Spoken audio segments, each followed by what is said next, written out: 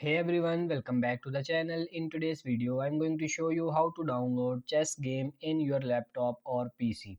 So this is really simple and easy. First of all, what you have to do is just open up your browser like Google Chrome or something, whatever you want, and then you have to search for this gamerstvtech.com. So you have to search for this website and then you just have to tap on this first link and it will redirect you here.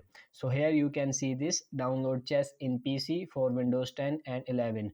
You will find this here. If you can't find, you just have to go for this gaming and you will find this. Now what you have to do is you just have to tap on this read more. It will open more sections. Now this is totally free. You don't have to purchase and you don't have to pay anything for this. If you scroll down, you can see this download link. Click here. So if you tap on this, click here, it will open up a new window. You can see this Microsoft Store and you can see this, it's free. So you just have to tap on this get, tap on this open Microsoft Store. It will open up now in Microsoft Store. And now you can see this, it's open. You just have to tap on this install button and now it's starting downloading. So you have to wait a little bit and it will download in some time.